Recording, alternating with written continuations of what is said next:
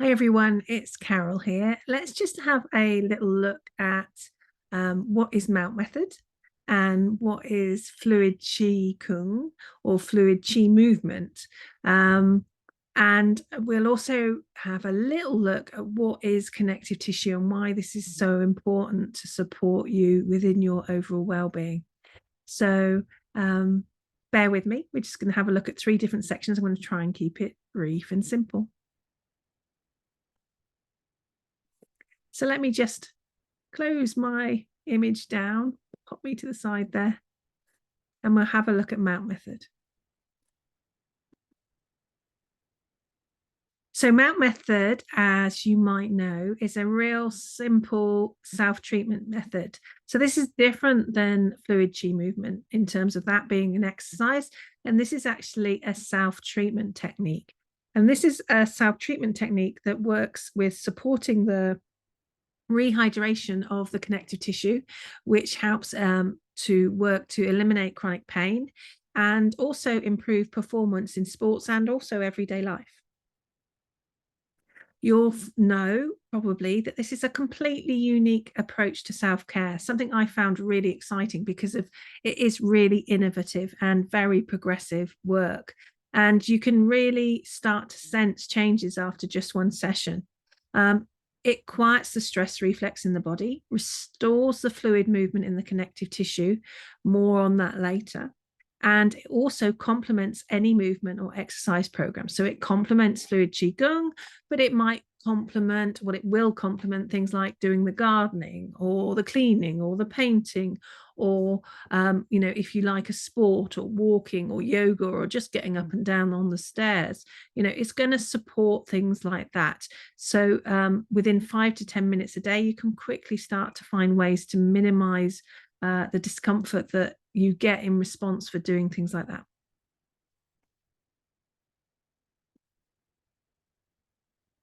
So my aim is to make sure that you leave your time with me or the end of a 6-week block to be able to have ways to support yourself at home. And these ways should hopefully over the weeks be land in your mind so that they become simple, gentle and non-invasive. I want you to find realistic approaches for you. So initially when you start to learn Mount, it can be a little bit too much to think about, but very quickly you should understand and start to understand what it is that we're doing, how to be gentle with yourself, and then you can understand and work with it yourselves at home. And of course, there are layers to this practice. So you can either make things simpler and gentler for your body to cope with. And if you're dealing with a lot of pain, you might need to do that at first. And then with repetition and time, your body finds changes start to happen. And then you can move forwards in a way that you can do a little more. You'll learn it so that you can do it easier and quicker. And you'll be able to progress the layers of changes within your body. So as you probably know, we work with either specialized balls and or soft rollers. And we're going to show you in these blocks when we work with Mount Method, how you can eliminate what we call stuck stress before it accumulates. This stuck stress is what causes your chronic aches and pains and signs of aging. It's going to help reduce that inflammation. It's going to do things to support chronic neck and low back pain, improving your alignment and your performance. So anyone can mount. It can be used by an older adult to reduce the signs of aging or reduce the signs of discomfort. But if you're an athlete, they can also use Mount. And you'll see on the Mount Methods website that a lot of people seem very, very sporty. But believe me, they will be dealing with pain and discomfort and pushing their bodies in perhaps a different way than those of us who live with chronic pain. And what you'll find is with time, it's going to decrease joint pain and it will reduce the time it takes for your body to recover after a strenuous either exercise or just an activity. So is the Mount Method for you? I think the questions to ask yourself is, do you want to create a realistic plan for your health and well-being? Are you constantly living with pain and discomfort? And do you appreciate that actually we need to regularly maintain our bodies to create our well life? These things are really, really important. And actually, it does take a little bit of effort. The effort gets easier as you know the technique. And hopefully, by it being 3 to 5 to 10 minutes, that you can find ways to fit it in with your life. Keep a ball by the kettle when you boil a kettle. Keep a ball by the sofa when you're sat watching telly. And once you know it, you can do it whilst you're still watching your program and you don't even have to think about it. Regular maintenance. This is a really interesting one for me. So the dehydration in your connective tissue is going to continue to happen with everything that you do in everyday life. So it's a bit like cleaning your teeth. You clean your teeth both to clean them and reduce the plaque buildup, but you're also cleaning your teeth as a preventative to ensure that you minimize the progression of any decay. So this is very similar with melt. You're taking away things that are causing congestion and stuck stress and that kind of discomfort within the connective tissue, but you're also minimizing the potential for problems in the future. So you want to consider, do you want to maximize your potential and minimize your risk? This can be in your chosen sport, but it might also be just to actually maximize the potential of what you can do in the day.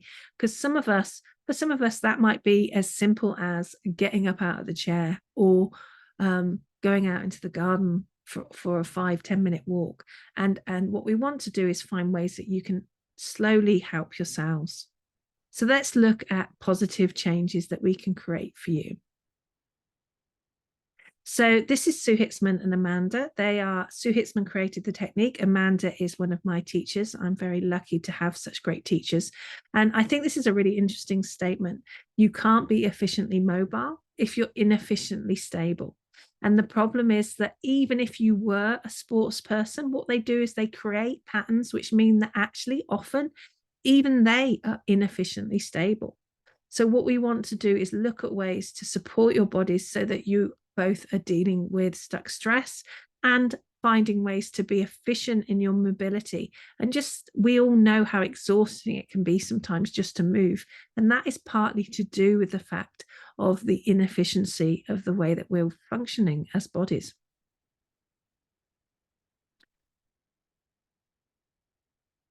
So very quickly, before we move on, melt is not a cure for anything. It supports your body's own ability to heal. And it's not exercise. People think, do I melt? Do I yoga?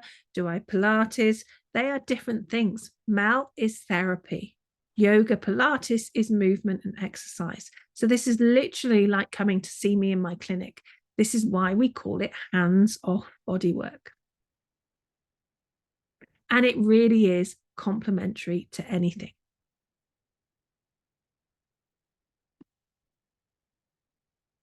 So now let's have a quick look at Qigong. So Qigong is an interesting one. Everybody knows what Tai Chi is, but people don't really know what Qigong is. Now, Qigong is the mother of Tai Chi. Qi means life force energy, vitality, and Kung means work. So the study and discipline of the work, energy work. It's part of the traditional Chinese medicine system. So it's only been around a few years, 3,600 years at least. So, we kind of think it's probably been around for a long time for a reason. And we all know kind of from the TV shows, the guys in the white outfits under the trees doing the Tai Chi. Well, Qigong is kind of the precursor to Tai Chi. It's often what the martial arts experts would study for many years before they even progress to Tai Chi. It's an internal Chinese health and longevity exercise. It's really simple and it suits all ages. So it's slow, gentle movements.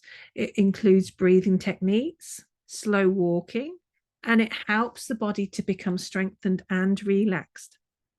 We can work 100% of the time seated or standing. You can even be still and just think the movement, work with your intention. So it really can be safe for everyone. So what we know about Qigong is that it offers the potential for improvements in mobility and flexibility, stability and groundedness, groundedness being connected to the earth, feeling landed, working with intention, a sensitivity to chi, which is energy, self-reflection, and stillness of the body and mind, all of which is going to aid anxiety and relaxation. So by cultivating and balancing the energy or the qigong, it's a way to promote your health and well-being. It enables you to take an active role into your own healing process. It helps develop mental clarity, calmness, inner peace. It's a method of exercise which is really gentle and easy, and you don't have to strain. We can always modify in class. So if things are too difficult, let me know and I can help you find a way to make them simpler. They are natural exercises that bring suppleness and energy. And it helps you to find that state of awareness that often people find really difficult to do when they're just trying to meditate. So you become of inbuilt signals within your body, which help you when you might feel strained or overwhelmed. So it's a really gentle, kind way to be with yourself. And it helps your body move towards a deep state of rest by being focused and paying attention inwardly. But it's important to let you know that my Qigong classes are probably not like any other Qigong classes you're going to find. And that is because of a number of reasons. Qigong is often approached as a martial art. So it can be very warrior-like and very, very beautiful, complex forms, which are magnificent to watch, but can be a little bit too much for those of us that are living with chronic pain. So when I trained, because I came at it from a point of holistic health and wanting to find ways for people to be able to incorporate movement into their lives when they were living with challenges within their body, I trained in more of a holistic Qigong with the school of elemental Qigong rather than in a form of Qigong that was more martial arts. And as I progressed in my practice, I then moved it even further. So why I call my Qigong classes fluid Qi movement is because of I now combine my Qigong practice with the fluid psoas movement of a lady called Liz Koch. Now, Liz Koch has a website, coreawareness.com, and she works with a tissue called the psoas. People call it a muscle, but we call it a tissue. And she works with the fluidity of movement. And so what I've done is combined the fluidity of movement with Qigong. So we ease our bodies into the simple forms that I work with, offering a stepping stone towards movement in what I believe is a more gentle way. So we recognize the effort and pain and exhaustion that one can have when dealing with movement. And we find ways to ease our bodies into that fluidity. We work with our bones. We work with the domes within our body, the fluid midline. We work with joint openings, so inviting the joints to find freer movement, removing the sediment and discomfort. And we find mindfulness in our movement as well as meditation. So all of these play a role in moving the body towards balance, or what we call homeostasis. So these ways of working are going to affect things like the nervous system. It's going to affect the connective tissue, and it plays its part within many spokes of the holistic wheel of health. So remember, with the practice of Qigong, balance is really important. And so what we do in our classes, and it can take a few weeks to get there, if not longer, but we're trying to find the balance between the challenge of Qigong and the softness, stillness, and flow within the practice. So sometimes for our body to change, we have to go to the edges of what is comfortable in our normality. So to come to the edges of the comfortable place that we live in, or the protected place that we live in within our bodies, then we have to be mindful of not going too far over that edge and causing discomfort. But your body's not going to change if we stay exactly where it's used to being. So this is the dance that is our Qigong classes. I hope that makes sense. This is the art of the practice.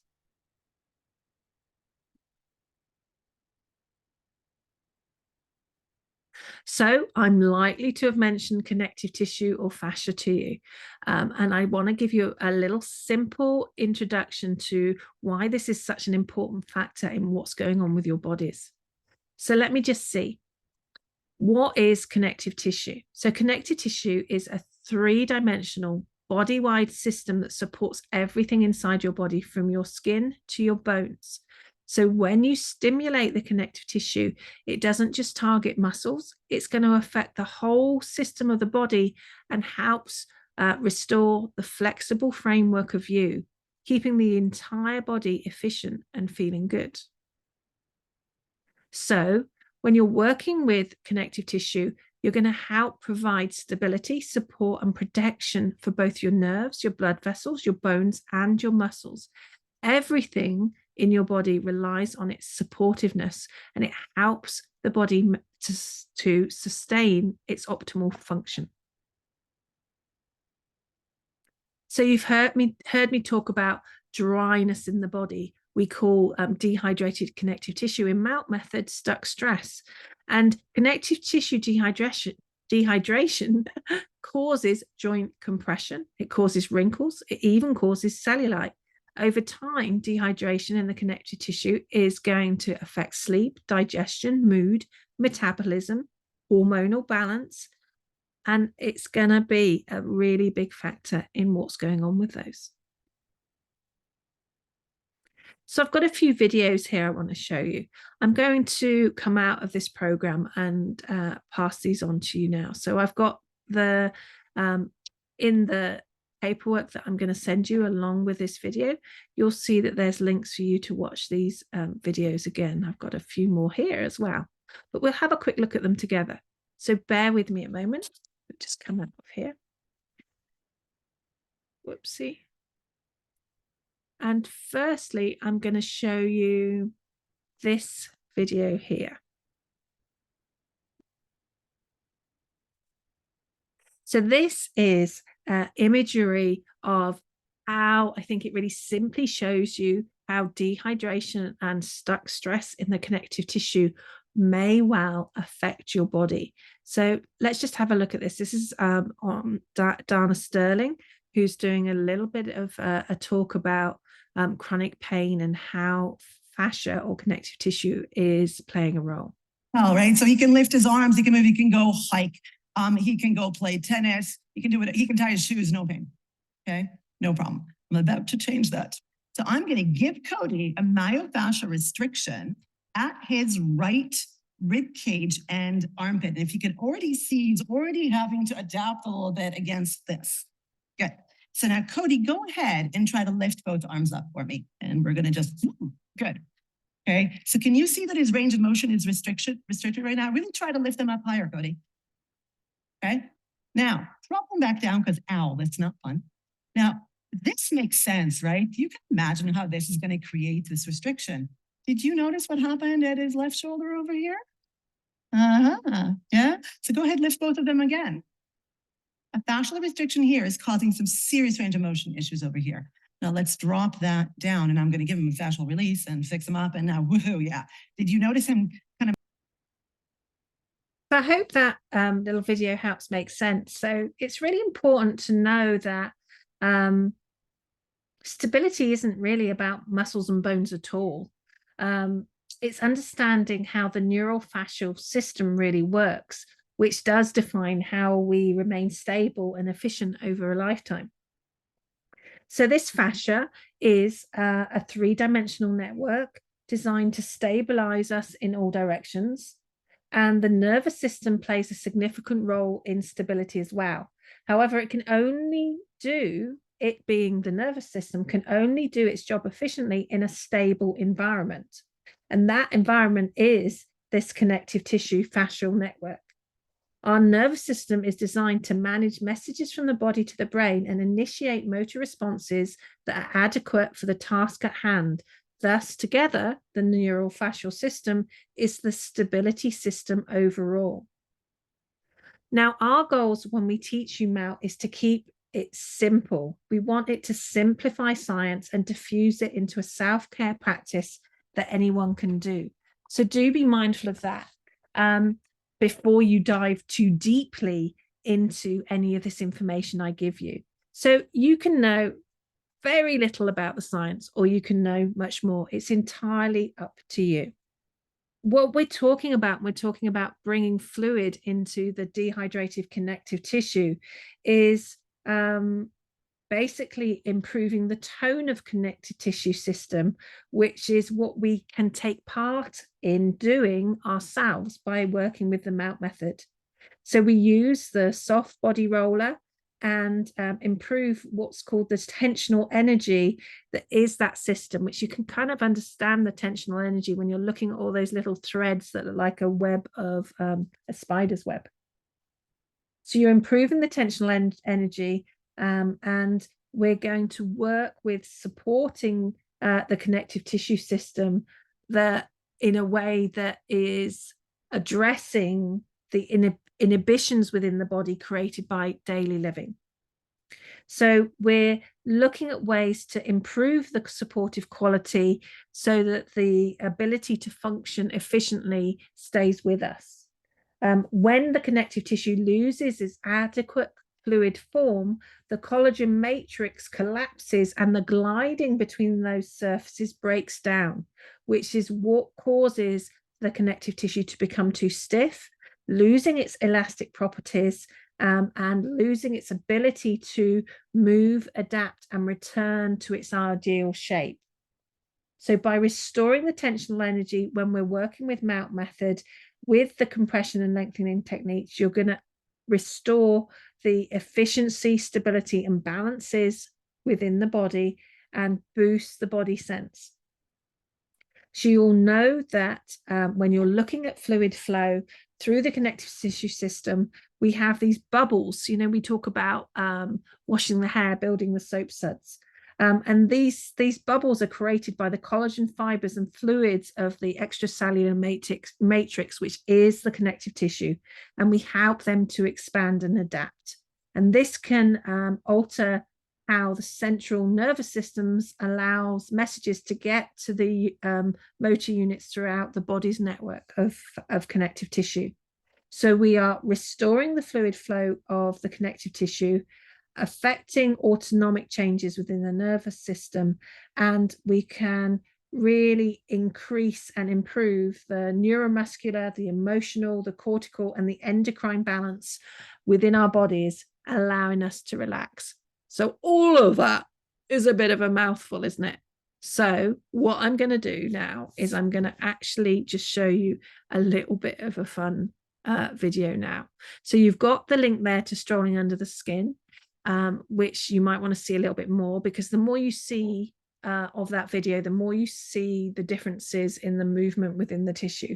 So it is interesting, but as I say, just be mindful there are dissections within the whole length of the video.